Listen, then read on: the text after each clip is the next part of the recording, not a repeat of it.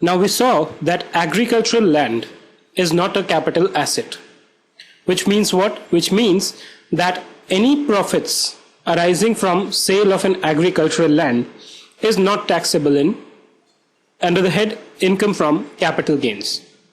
But it becomes important to see what is the meaning of agricultural land insofar as these provisions are concerned.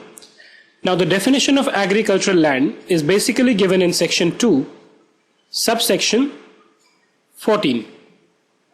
What is agricultural land? Let us read first and then I'll explain this to you. Agricultural land in India which is not situated in any area. This means what? Let's say this larger circle represents India. Okay. Agricultural land is a land which is not situated within a defined area. Let's say the smaller figure represents the defined area. So this greener portion will mean the agricultural land. Okay. But to see what is lying within this greener circle, we need to understand what is within this area. Right? So there's a larger piece of agricultural land which is there. Okay. But the agricultural land on which capital gains do not arise is the one represented by the green area in the previous chart. Okay. Now what lies within that blue area is something which is 1 and 2. So if you have an agricultural land which is within jurisdiction of a municipality or a cantonment board which has a population of 10,000 or more according to the last preceding census published before the first day of previous year. So let's say for example, this is an agricultural land. If this agricultural land is situated within the jurisdiction of a municipality, what does it mean? In India, all these land is divided into various municipalities, cantonment boards, gram panchayats and all those things. So if it is an agricultural land which is within the jurisdiction of a municipality, so let's say you have Delhi Municipal Corporation, okay, or you have any other municipal corporation. This municipal corporation is entrusted with taking care of a particular area.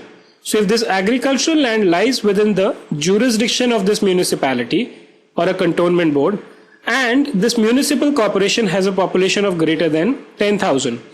It's actually, 10,000 is a very small number, but it is the way it is. So if this agricultural land lies within the municipal area, which has a population of more than 10,000, as per the last preceding census, then this agricultural land is not an agricultural land for the purpose of income tax. When I say not an agricultural land for income tax means what? The profits arising from sale of such land are going to be taxable.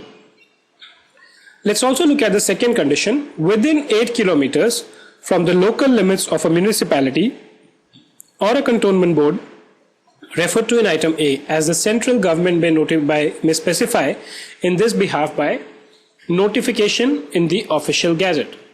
So let's say this is a municipal corporation, okay, municipality, cantonment board, whatever you might call it, right?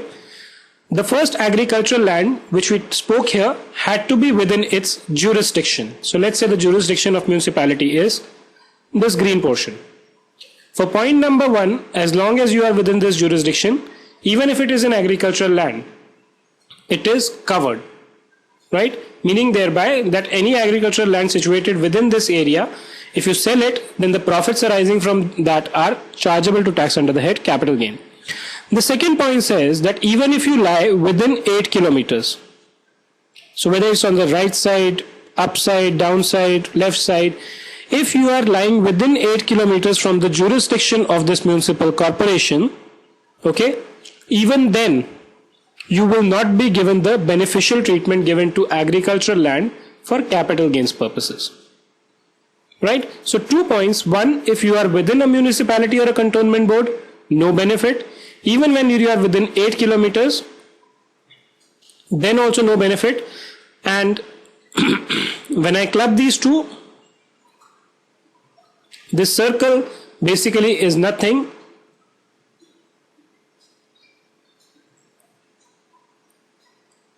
but this blue portion that I spoke to you earlier.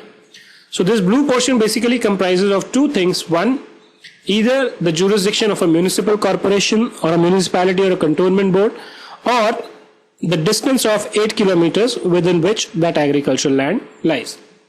Beyond this, whatever is any agricultural land in India, that is exempt from capital gains tax when it is sold by the owner.